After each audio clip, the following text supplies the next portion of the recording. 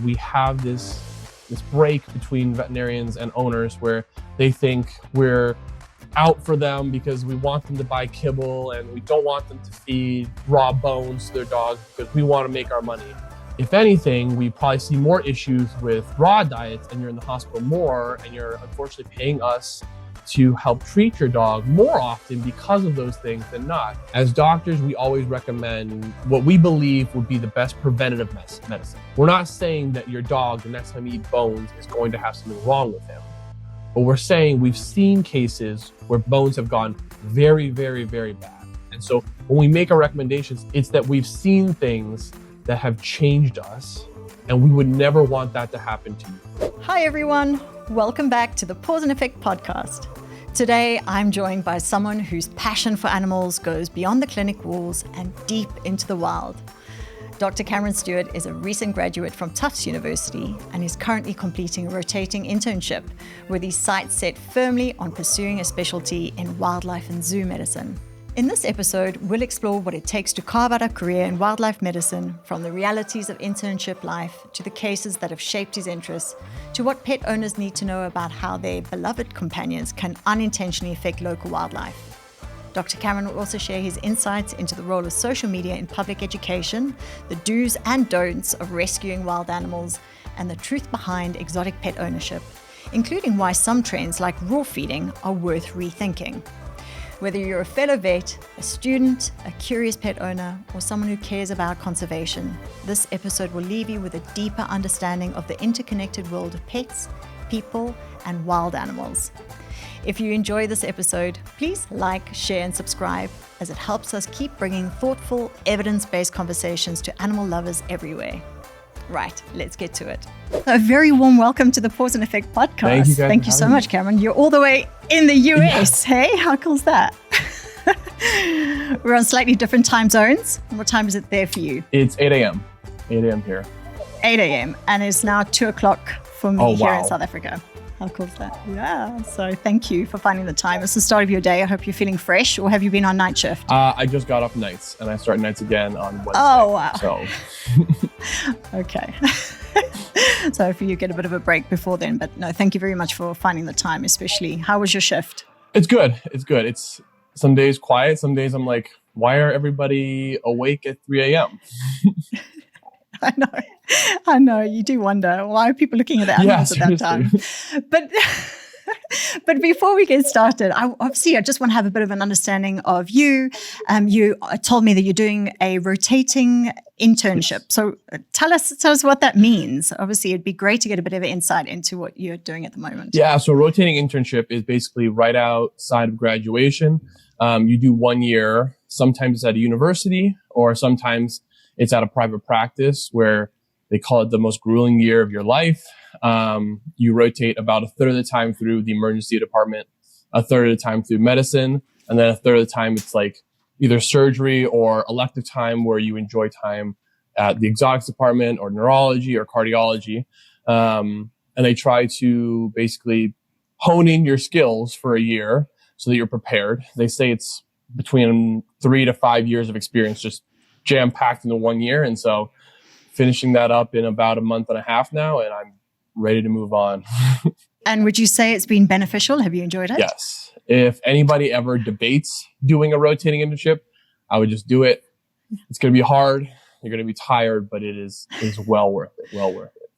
So for the listeners, explain. I mean, this exposes you to everything. So is it an opportunity to not only hone in your skills, but also just to get some insight into some of the departments maybe that you hadn't considered while you were a vet student, so that you can decide your future career? Yes, it's all of that. It's, you're a doctor on these services that you were a student on, and now you get to make doctor decisions, and you get to really understand, like, is this something I really want to do in the future? And so it helps you look at those specialties. And then also, in fourth year vet school, you get exposed to small procedures. You get to do some certain things, but you don't get to be the doctor, and being the doctor is way different. And it's so enjoyable to do it in that kind of setting.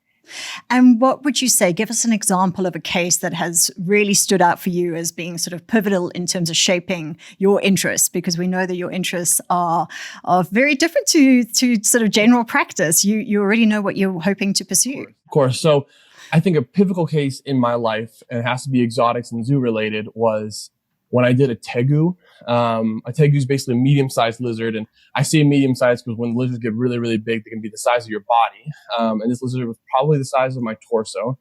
And what happened is he basically became constipated from this huge stone that was blocking his backside. And what was crazy about it was because we had so many different specialties, what we were able to do is basically send a scope up his bum and basically break up the rock itself with lasers and sound waves, like we do with our small animals when they get like stones in their ureters or in their kidneys.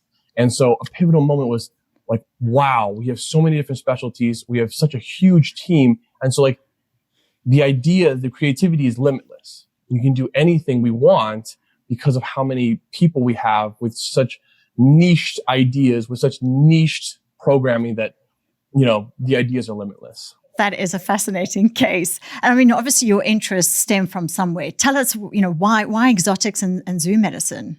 I think it started when I was a kid. My parents got the unlimited summer pass to the zoo, and they were like, oh, we'll probably go like once in this whole summer. And we ended up spending weeks at the zoo, which boiled into like my college years when I started doing environmental science. And then I spent a trip out in Africa where we did human medicine for a while with my mom. She's a human doctor. And I still remember I was on a safari in Africa, and there were these boys, and I mean boys because at the time I was in college and I was also a boy, and they were my age, and they were these wildlife rangers at that point, and they protected the rhinos. They protected the safari, and I wanted to be a part of that. And so, growing up watching Steve Irwin, Robert Irwin, David Attenborough, I'm now in a place where, I want to contribute to that conservation. I want to contribute to that, that One Health global medicine. And so I decided to get a doctorate in veterinary medicine and try to assist in any way possible. Oh, I love that. And so you knew very early on. How did you manage to get through vet school with ruminants and equine? And did you have to just, grin and bear it, or were you very open to it through your study? I just closed my eyes. I closed my eyes and I was like, this is a really big giraffe that also kind of hates me. This is just an elephant that is a little bit smaller. These are just wolves, and this wolf is now having diarrhea, and I just closed my eyes and I imagined I'm at a zoo, and I got through it. And it was, I never regret it, and I would do it all over again. If they were like, Cam, you have to go back to school, I would be like, 4 more years then and I'll be out, because this was a life-changing experience. And in terms of your path so far, I mean, is there anything that has particularly surprised you or come as a shock in terms of your experience of either studying or post-qualification? I would probably say I enjoyed the journey. I think that's what surprised me the most. I think coming out of college, going to vet school, there was, I would say mixed reviews at best about pursuing a medical degree. And then when I was in vet school, saying that I wanted to go do zoo, people who have gone through the grueling years of trying to do zoo medicine, they have also, have had mixed reviews where they're like, we're now in our 30s and 40s, and they're like, we just started being attendings or just got boarded in zoo medicine. And they have discussed the fact that, it's a long journey. And I think that the thing that surprised me the most is I'm loving this journey. I just finished this rotating internship that everyone says is grueling, and there are bumps. Don't get me wrong. And some of those potholes, they really sink your car, but it's amazing. I'm having so much fun. And the next step for me is I'm going to be flying to Peru, and I'm going to spend a year as a wildlife vet down there. And it's just the journey, and I'm loving every second of it. That sounds amazing. I don't blame you for taking that opportunity. Sounds great. So in terms of what have been the difficult moments, if you don't mind reflecting, because you're obviously really positive about your experience to date, but what have you found really tough in terms of your path? The tough things are the cases that really sink in for you. I think that I wanted to do zoo medicine. And so not the dogs and cats, I don't love them, but that's not my forefront. And, I thought I would go through my internship and nothing would get to me. But I think, as you probably understand, there are those cases that hit home, and it's no matter what you do, no matter what treatment plan you have, sometimes they just don't work out. And I think those are the hard days. And getting through that's probably the hardest part, because, the long hours, that's fine. I've done it, and we'll get through it every single day, no matter how much caffeine we have to drink. The hard cases, we just keep learning and we study and we get better each case we take. But it's the ones that we can't fix, that we can't save, there's no treatment for. And those are the ones that, they stick around. And those are probably the hard days that, you wake up a little changed. So how do you decompress? What is your form of getting through that? Yeah. I'm a constant proponent of just like happiness. Just do the things that make you happy. Me and my roommates, we watch National Geographic together. And so watching like bird shows is like the way I get back into, a good mental space. Exercise is always a great place to go. And then just leaning on your friends. I have one intern mate that him and I, we talk through cases. And I think that, whether it's a fellow doctor or a nurse or someone assisting, one of the VAs, or even a family member, or even a friend who has no relation to veterinary medicine, just talking through those cases really gets you through the day, and just someone to listen to. And so those are the things that get me through those times. I really love National Geographic, and those things, they put a smile on your face. Hi there, pet parents. This is Dr. Cara, the Ultra Pet Vet. I'm excited to introduce Ultra Pet's premium recipe for miniature and small breeds. Ultra Pet's smaller kibble size combined with calcium and phosphorus helps keep their teeth in tip-top shape. We've added omega-3 to support their heart function while keeping your little one strong and healthy. Ultra Pet has included chondroitin, glucosamine, and green lip mussel extract to help your dog's joints, and L-carnitine to manage weight. Prebiotics play a crucial role in maintaining a healthy digestive system by nourishing the good bacteria in your dog's gut. The best part? Ultra Pet offers a 100% money-back guarantee. Visit your local vet or pet store to make the switch now. You have quite a social media presence, and I'm going to take the opportunity to discuss this now because I feel it plays a really important role for us as veterinarians, but also connecting with owners. You use humor a lot. Is that in order to deliver some tough conversations and tough messages? Is that your way of making some of the things that you'd like owners to know more relatable? Yes. I think I'm coming from a place that even my home life, there was just a lot of laughter. And I think that even though there are hard conversations that need to be had, they don't always have to be, from a doctor standpoint to an owner, in any way demeaning or sad or hard. They can be filled with laughter, they can be something where we all get to learn. And so, me making my recommendations or me talking about something that's a little bit harder to swallow doesn't have to be coming from any place of sadness or any place of anger. It can be, a place for all of us to grow and a place where we can all laugh about it. Totally agree with you. And it really resonates. You can see from your following that people enjoy it. And I think it gives an insight into some of the life and the realities that we face as vets, and particularly, vets across the world, to say, some of the topics that you pick, it's like us too, we also have that same problem. So it's great that you're putting yourself out there, and it's very cool, the content. So well done on that.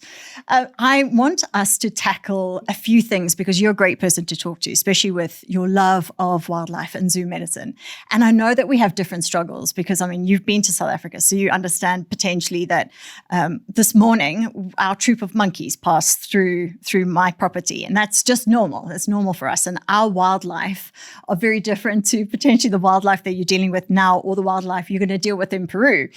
But there are some common things, and I think I'd like your insight into some of the things and some of the suggestions you have for my listeners, particularly when it comes to our pets interacting with wildlife. What is the suggestion? What are some of the learnings that you found with cases potentially that you've come across in your time practicing or even in your time before becoming a vet that have sort of made you go, this is something that needs to get out there in terms of the message needs to get out to pet owners to reduce the interaction or to manage the situation if it occurs? Can you give me any examples of that, particularly in your area? Yeah, of course. Being from the States, we have very different wildlife than what you guys see, which is always interesting. I think that something that always hits home for me and is always hard to talk about is when it comes to outdoor pets. And, there's a wide range of how people, perceive how they want to take their pets outdoors. I think, unfortunately, free range domestic animals sometimes pose a pretty significant threat to wildlife, especially with birds. So like when we have outdoor cats and, they come home with the juvenile bird that they have unfortunately killed and, they give it to you and you think it's really cute that they're offering you, their kill. But I think that the problem is we're losing those species. So that's, one less bird, and that bird has to fight off, raccoons and other hawks. And there's already such large predatory stressors on these birds that, we as humans need to take part in not adding to it. And so I'm not saying that your cat can't go outside. I am just saying that your cat maybe should be on leash. Because cats, they're not like dogs. I am a dog person, heart of hearts. I've only ever owned dogs, but they are not the best killers, I would say. Cats, no matter the size, the shape, they have an instinct and they're fast and they're really good at their job. And so letting them outside to just free range, it does pose a threat to some of the wildlife and even with dogs. And so when you go to the parks and the parks say, your dog has to be on leash, that's not us. And that's not the rangers punishing your dog because we don't think you have good recall of your dog. For the most part, most people have really good recall of their dog and, their dogs are happy. And, there is that threat that, you can have the dog-dog interaction where someone's off leash, someone's on leash, and you don't know the status of the other dog. But when those signs are up, for the most part, what we're worried about is the native species. And that doesn't even boil down to just animals. That's plants. I love dogs, but I've owned German Shepherds and I've owned Beagles, and those things dig and they like to sniff things. And, if we have a juvenile bird who's flying around and he's still trying to get his wings under him and he's using his legs and he's walking around the canopy floor, those outdoor dogs can pose a threat. Sniffing them, getting interactions with them, that can be, scary. And have you faced, in general practice here, we are often brought in wildlife that have either people have come across or their pets have injured or, what's terrible here is with cars. What is your general advice for managing injured wildlife when it comes to sort of first aid or rehabilitation type situations? Right. It's hard. You see a baby on the ground and everyone's first instinct, because we're, lovers at heart and we're all really, really forward about loving our wildlife. And that's something I think is across the board, but sometimes they are not injured. They're just babies who took a first flight and it was maybe a little bit bumpy and mom is close by. And so I know there's a very, there's a slight distinction between injured and young. And I think there's a lot of crossover in how it looks on the outside. I say at first glance, and I know this might come off as a little harsh, but give it an hour. Just from a distance, from your house, from, if you're walking the trail, circle back in a little bit, and see if the animal is gone. Just give it an hour, or maybe mom has come back. Because for the most part, wildlife parents are amazing parents. They will find their babies, I promise. When it comes to true injuries,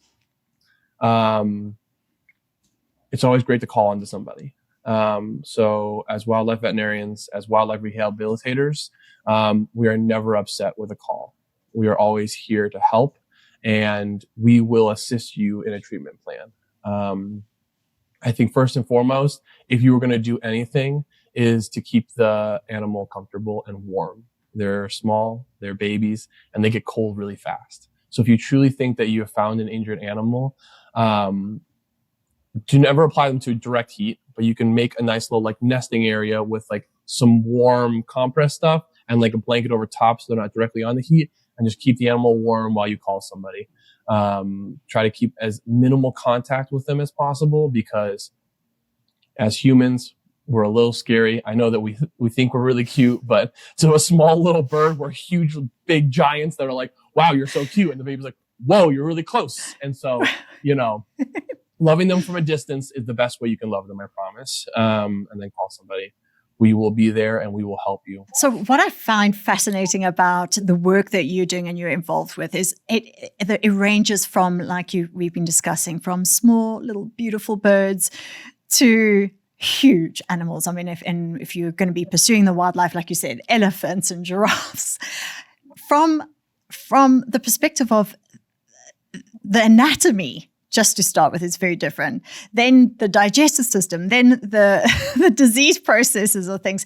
How do you manage, or is this what keeps it interesting in terms of the work that you're doing? Is it seems rather overwhelming for me as a small animal veterinarian to anticipate having to diversify my knowledge to be handling cases like that. Do you find it daunting or just thrilling? I find it thrilling. I truly find it just so exciting. And it's like every single time you come across a new species, it's a whole new textbook you have to read. And I think it's so amazing. I always think back to this case.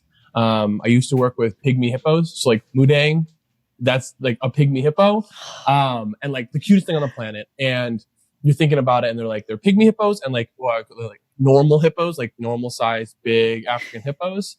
And I'm working with them, and there's a lot of crossover. So they get polycystic kidney disease. And so for everyone listening, it's basically just an aggressive form of a kidney disease. And so that has that crossover with our small animal species and with our, cows and horses. And so that we can generalize as everybody can get some sort of kidney disease.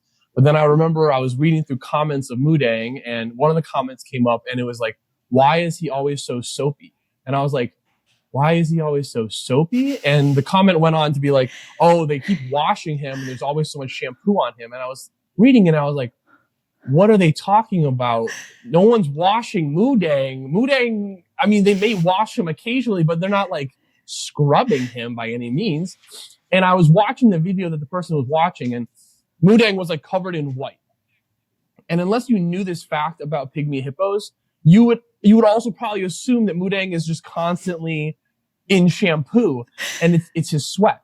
So from species to species within just hippos, they sweat differently. They have like specialized sebaceous glands to secrete sweat.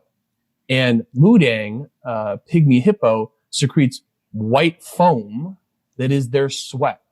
It's an antibacterial. It's a sunscreen. It's a sweat. It's the most amazing thing on the planet. And if you look at normal hippos, they secrete red. So like even within the same like house of hippos, they don't even secrete the same color of sweat. And so that's what's so fascinating, that like each species is different. And so each journey is different. And I love that about it, because the teaching is there. Like people will remember that for the rest of their life. And I think, sometimes it's hard in small animal where you're like, I had to memorize this one thing, and it really has absolutely no logic to it because it's the most random fact on the planet, but it's going to be helpful in cases in the future.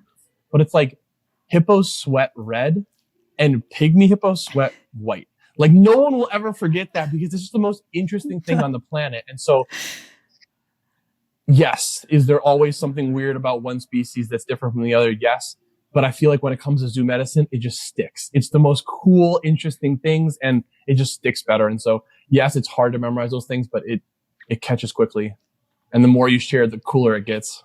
And that is very cool. I love those facts, and I certainly will not forget them. And I did not know them. I will make that admission. But in terms of, I want your opinion, because you are obviously passionate about these animals, and I can see why, because they are cool, and I'm very envious of the work you're going to be doing. But in the same breath, I have a child who every animal he comes across, and it's generally, the snakes or the birds or whatever, he goes, please, can I have one? Please, can we keep one? Can we talk about keeping exotic pets and what you would like the general public to understand about the complexities of doing so? And I mean, I'm sure lots of people in the US do keep snakes. My son has a snake, but the importance of actually knowing what you're getting into. Of course. And I love this question. This is an amazing question because I think that this is something that needs to be talked about more, truly, because exotic species are not like dogs and cats. Just like horses are not like dogs and cats, and just like cattle are not like dogs and cats. And so when we go down a path of owning another like little category of pet or loved one, we need to do our research. And so I think exotics are completely different. So, if you're going to start owning horses and you want to get a barn, you need to do your research about, what do horses eat? Where do they need to live? How much exercise do they need to have? When you start going to the path of like dogs and cats, even within dogs and cats, they're kind of separate, where it's like cats, you don't need to exercise them every single day. You don't have to take them out. There's complexity within even our domestic species that like are very, very niched. But when it comes to exotics, I would say 80%, maybe 90% of what it boils down to is husbandry, and husbandry being like where they live, what they eat, what they need. And if you do your research correctly and you read either peer-reviewed sources or you go to TikTok and Instagram and you find somebody who specializes in it and have been boarded in it and want to give you correct advice, and you pool a bunch of people and you really dive into what it takes to own an exotic, I think it can be done well. I think there's a variety of exotic owners, and there's a variety of there are levels and tiers to the exotics. So as you can probably understand, it varies from like a small bird and rabbit to a macaw and a tegu, where we're getting into like borderline, you won't see it for like states around. Like this is probably the only tegu that is owned by anybody for, a few 100 miles.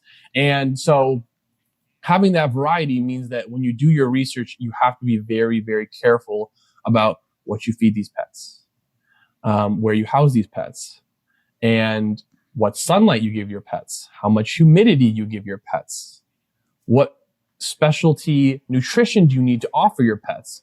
And so that's something that's very different from dogs and cats, where dogs and cats, we pretty much specialize their diets with kibbles, with wet foods. And, we can go down the path of like, if you do raw diet, if you do home cooked diet, and the benefits and the drawbacks of those things. But for the most part with dogs and cats, if you just feed a diet that has been recommended and meets the AAFCO minimums and is something that is complete and balanced, that can be something that for the lifetime of your dog, as long as you don't overfeed your dog, can be good for your dog. But when it comes to our exotic species, they're so specialized that if you want to own one, just do your research. Do your research, and they need veterinarians just like dogs and cats need veterinarians. And so if you're going to get one, find yourself an exotics vet, take them in yearly, just like your dog and cat, and get them a checkup. They need a doctor as well. That is excellent advice. And I mean, even in terms of disease processes, let's talk about the fact that often in exotic species, maybe because of the interaction, but just because of the nature of them being exotic, owners don't always realize when something's going wrong. So great intentions, but when it goes wrong, it can go very, very wrong and be difficult to pull them back. Can we discuss that a little bit as to why that may happen? You're completely correct. And personally, and this is what I always discuss when I discuss things with owners, is I think it boils down to our exotic species are very fickle. They're very special. They're very interesting. But when they get sick, they get very sick and they don't show it for a very, very, very long time. I think some of it boils into with our rabbits and our guinea pigs and those like little small ruminants, that the issue being that they are what we consider prey species. And to show weakness or to show illness is something that, will get you preyed on by a larger creature. And so until they get really sick, they really don't show a whole lot of illness. And I think that additionally, it's kind of hard for some owners that, this is my first time owning a rabbit, and that's fine because everyone has to start somewhere. Understanding when they show sickness, rabbits will stop eating. And that is a medical emergency. When we come up on that, like 4 to 6 to 8 hours of not eating, we're pushing this, what we consider GI stasis, where their gut stops moving because they need to constantly be eating. And so, whereas some owners who've owned dogs before and they're like, my dog didn't eat breakfast, and sometimes I don't eat breakfast, that's fine. That's not the case for our exotics, right? Like that's extremely detrimental to them. And then when it comes to like our reptiles and our birds, they will take weeks where, they don't eat and you're like, oh, he's done this before, and it's kicked back in. And so they're such interesting species because sickness in them might take a very long time to set in, and it may take a very long time for anyone to realize they're sick. And by that time, it might be too late. And so that's where that conversation with your vet and that close connection with your vet really comes in handy, because they need to see a vet, even just for the checkup, to be like, everything looks okay. But I agree. I really do agree that, when it comes to illness in these pets, it's hard. And like you made mention, there are a lot of adults who have exotics. They're responsible. They've got to a stage where they're making their own decisions. Their frontal lobe is developed. But we have children. Let's talk about the commitment that parents have got to consider with these exotic species in terms of how long the commitment might be and how to make a decision based on that. Because, I talk from experience, there's the desire, great intention, everyone's really invested. And, 2 years later, no one's really interested in the rat or the guinea pig or whatever. What is your general advice for people saying, for example, they want the macaw? What are you saying to owners who have children wanting those kind of pets? Of course.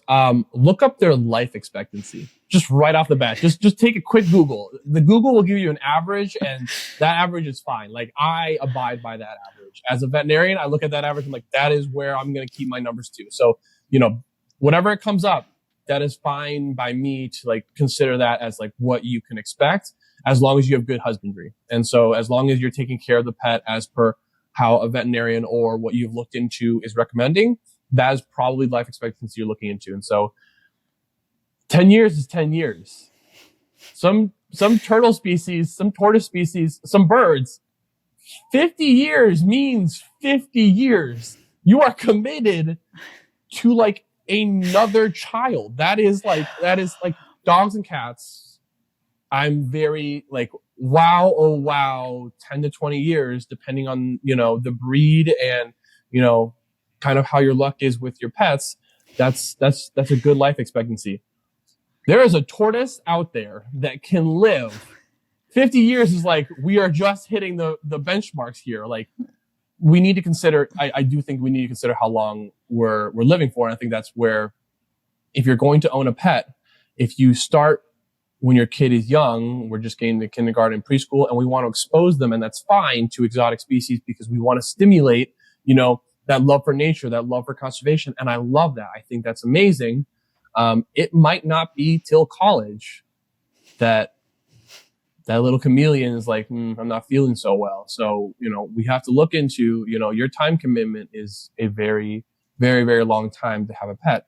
And so even though they're smaller, that does not change their life expectancy. And I mean, you must see the pressure on these animals trying to be rehomed or ending up abandoned or in terrible states, just not being cared for, and their needs not being met, not because people are malicious, but because circumstances change. I think the big thing is when they get switched from owners.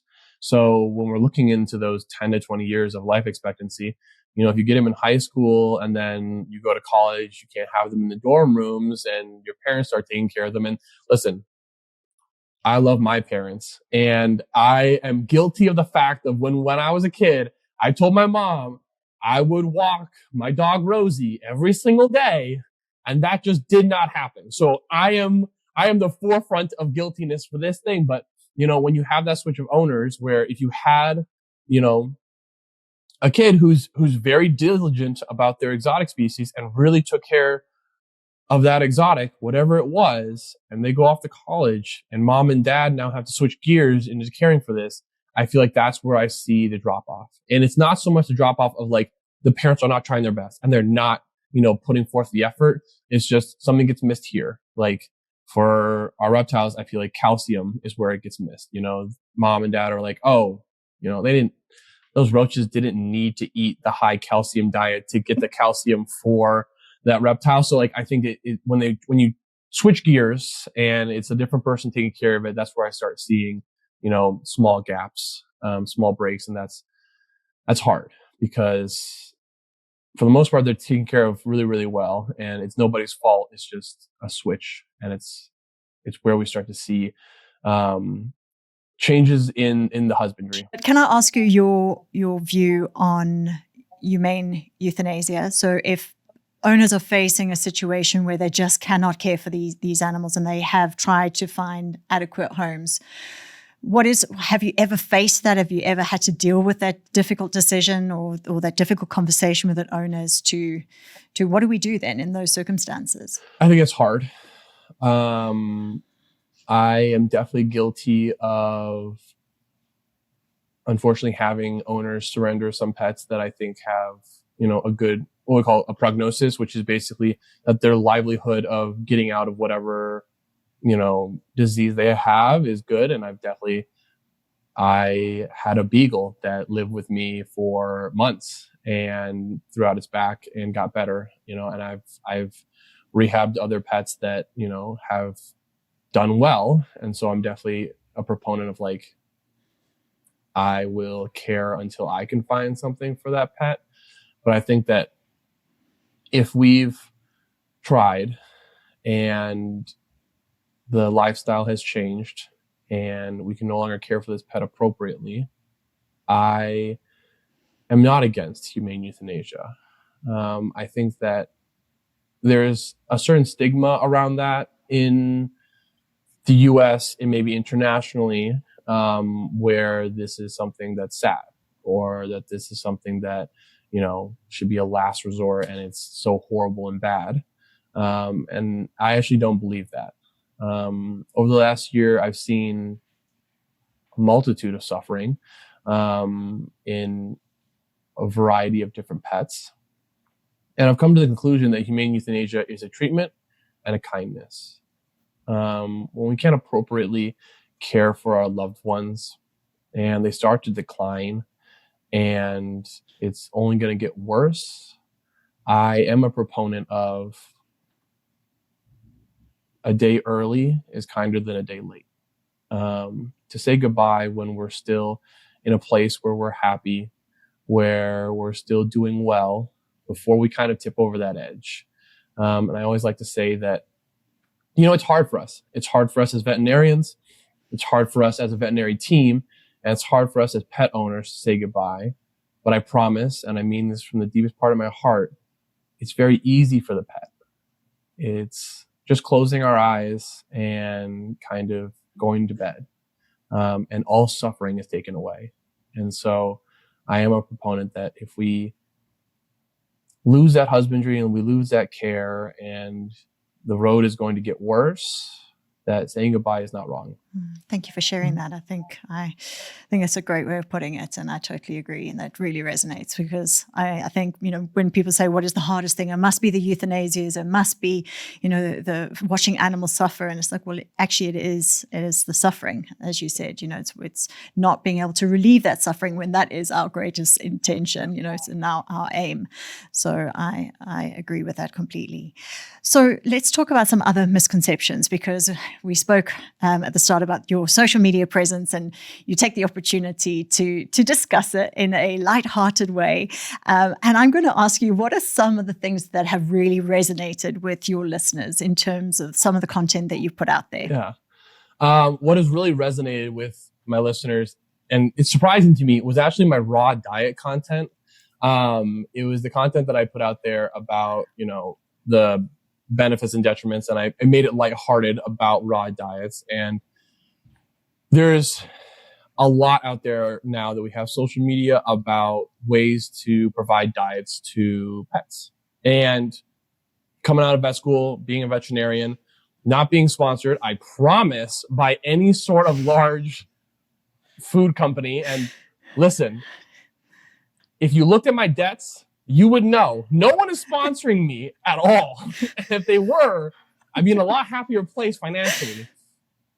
That, it's about balance. It's always about balance. It's about getting all the nutrients, the micronutrients that a pet needs. And there's so much out there about how to do it that it kind of gets cloudy about how to do it correctly. And it's never the pet owner. I cannot stress this enough. It is never the pet owner that, makes a mistake. I promise you. It is us as veterinarians, and it is all the companies out there who want to push their brand. And it is the fact that we can educate better. We should educate better, and we just need to have those conversations about what diets are good, why they are good, and what are the detriments of the other diets they might be offering. So kibbles, it's a kibble. So people's always stress the fact of would you eat the same food every single day for the rest of your life? And I'm like, maybe. I don't know. I've never. I like to work out. So if it tasted good, is a proponent of 90% of my day. So I guess yes, I probably would. And I guess yes, food brings a lot of joy to pets, but there are a lot of other joys. And so saying that the only joy my dog will ever have is food's not love. So then it boils down to do you do a home cooked meal? And that's fine. And you can, but you have to do it correctly. You can't just go online and, watch one of these influencers who feeds their dogs chicken and rice and soy potatoes and then this, that, and the other. And then they, tap on a little container that they said that they have made, and it says that it balances everything else. And it's this blue goo, and it goes onto the top of the food, and they say, that's it. And you buy this blue goo and it's complete diet. And maybe it does. Hey, I haven't looked into every single blue goo I've ever seen out there, but I would be cautious. That is what I would say to owners, that if you want to do home cooked diet, that's fine, as long as you're able to balance the micronutrients. I am not against it as a veterinarian. What I'm against is, just buying a random supplement that some person on the internet said to sell you, because they said it balances out the rest of the diet, because it takes a lot of research to find out what balances the diet, and talking with your veterinarian about how to balance a home cooked diet can really be beneficial to you. If that is the route you want to take, we as veterinarians, we're here to support you. We may grumble a little, but we are here to support you. That is what our job is.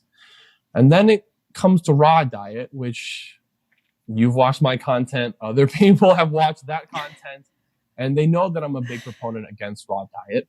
And it boils down to a lot of things. Whether it's just on the surface level of just bacteria. That's disgusting. It's really what goes in your pet comes out your pet. And so whatever bacteria goes into your pet is going to come out the back end of your pet and is going to grow within your pet. And so whether you're concerned about what we call zoonosis and zoonotic potential of that, which is basically that it goes from an animal to a human. So whether it's, the bacterial contamination of the meat products, which if you yourself cook meat at home and, that's something that's on your countertop, you clean it, right? But it's in your dog's food dish. It's on everything your dog licks for the rest of the day after he eats. If your dog defecates and another dog walks into the feces or walks near the grass that the feces are in, now that dog has whatever bacteria your dog has been growing. And so there's so much potential for transmission of this bacteria that is outside of your world. And so I think we need to stress the fact that yes, you as a dog owner are taking the risk of bacterial contamination of your house, your pet, and you yourself and your other family members. And if any of your family members have any increased risk of getting infections, whether they're immunocompromised, they're young, they're old, other pets in your house that, if they haven't seen the vet for a little bit, if they have any reason to be immunocompromised, all of them can get easily infected by some of these bacteria. But it's not just you guys.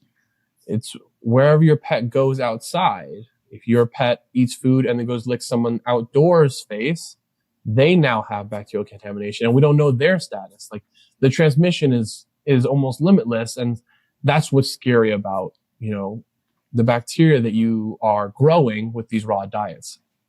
Additionally, when you watch the content where it's like a duck head with like a cow trachea and some raw beef and this, that, and the other, one, bones are sharp.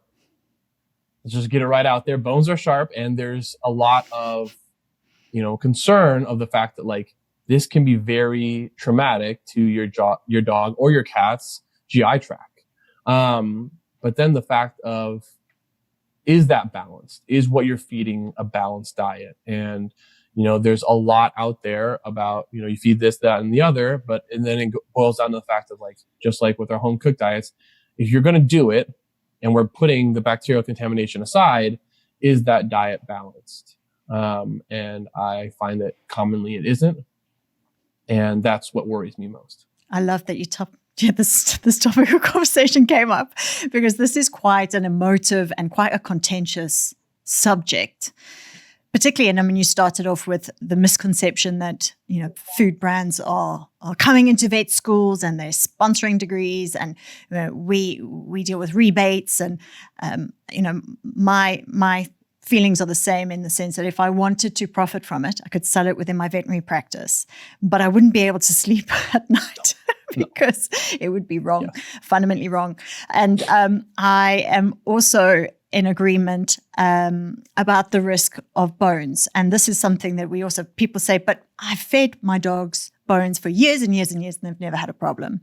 What is your response to the fact that their pets have either not been sick or they've never had an issue with bones? How do you explain that? Because what we're saying must be nonsense. Truly, it's always hard, right? It's that they've never seen a problem, and so that's fine. And we as veterinarians, we only see the problems, right? And so as doctors, we always recommend what we believe would be the best preventative medicine, right?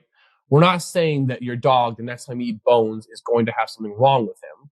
But we're saying we've seen cases where bones have gone very, very, very bad. Whether they have like poked through intestines and they've caused, that GI content to leak into the abdomen, and we've had to go to emergency surgery for it. Whether it's caused such horrible GI issues that the dog starts to bleed out his bum, and like that causes issues, or starts vomiting profusely. Like, we have seen, unfortunately, probably the worst of when it comes to that. And so when we make our recommendations, it's not that you have not been able to do it for years, or that it's never been a problem for you. It's that we've seen things that have changed us, and we would never want that to happen to you. Because listen, my dog, when I was a kid, ate half a chocolate cake. And it wasn't a small chocolate cake. It was like a full-fledged chocolate cake. And knowing what I know right now, I should have rushed my dog to the ER. We should have been gone. Like, it should have. And I tell us every single time, it's like, my dog was fine. She ate, and this, I'm going to out my mother, and I love you, Mom. She ate half a chocolate cake. It was on the counter. My dog's a German Shepherd. Got on the counter, licked the chocolate cake. And then when my mom woke up, it was like chocolate cake, but it had like a slope to it coming down because my dog like licked its way up this way. And so she didn't get to the whole cake. Not that I think it would have affected Rosie, because she obviously was fine. But looking into hindsight, like, that's really bad. Like, that's very, very bad. It was dark chocolate. We should have went to the ER. We should have induced vomiting. We should have had my dog hospitalized and monitored for that quantity of chocolate ingestion. But she was fine, and nothing happened to her. And so I'm even someone who has happened in my life where I'm like, well, my dog wasn't affected by chocolate. My dog ate a chicken bone, didn't have anything. My dog is eating corn cob. Like, yes, dogs are sturdy creatures. Cats are sturdy creatures. Cats might be even sturdier creatures than dogs. But that's not That's not what we see in the clinic. And so we are trying to provide you with the best preventative medicine. It's not that we don't think your dog can handle it, because maybe your dog can, but that 1 out of 100 chance where it does happen, it goes really poorly. And so we just want what's best for you and your pets.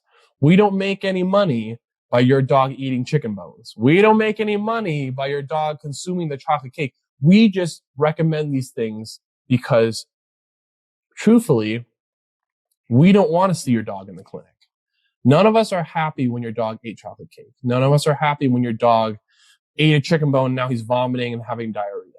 That's where I think, we have this break between veterinarians and owners where they think we're out for them because we want them to buy kibble and we don't want them to feed raw bones to their dogs because we want to make our money. If anything, we probably see more issues with raw diets and you're in the hospital more and you're unfortunately paying us to help treat your dog more often because of those things than not. And if anything, if you didn't feed it, we probably see you less. And that's what we want, right? Like, we never want your pet to be sick. We want them to be home with you. And so we make these recommendations because we think it would be best. I totally agree. And I mean, we're seeing our pets with preventative measures like vaccinations, good, nutritious, well-balanced formulated food.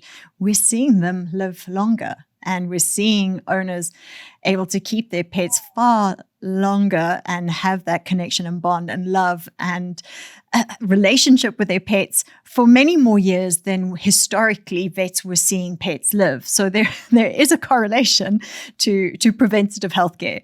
And yeah, that's the message that I'm delighted that you're getting across on your social media. So if people want to find you, I know we're running out of time and I have loved this conversation. I could carry on forever. And I hope that we get a chance to talk again because I think you're really going to resonate with my listeners. So thank you. But if people want to find you, where can they find you? Where can they follow you? And tell us a little bit more about that. Yeah, you can follow me on Instagram and at TikTok at Dr Cam BBM. I post content probably once or twice a week. And I'd love to come back on the podcast. This podcast has been an amazing experience and I love watching all your content. Maybe we can do it again once I'm in Peru. We can talk about the wildlife down there and the interactions we have with those animals. Well, I'm certainly going to be following your journey. It's providing, and I urge even veterinarians, nurses, anybody in the industry to keep an eye on your content. It's relatable, it's relevant, and it's very, very entertaining. So thank you for the work that you're doing. Good luck with your future career. I can see it's going to be exceptional. And thank you very much for taking the time today to chat with me. Thank you so much for having me on here. Thank you so much for tuning into today's episode on the Paws Effect Podcast. If you found the discussion helpful, please like, share, and follow our podcast. Don't forget to leave us a comment or review. We love hearing from our listeners. Remember, you can listen to us on your preferred podcast platform. Welcome back to Just for Pets. You're with Dr. Cara. Hi, Doc. It's Jackson the Jack Rossi here, and boy, am I itchy. Are you on a hypoallergenic diet? Hyper what now? Changing to a special diet will really help. And Just for Pets have a massive range. And flea and tick medication, special shampoo. Ooh, how quick can I get some? Order today and we'll deliver pronto. I feel better already. Justforpets.co.za. Vet approved, pet adored. Get it all to your door.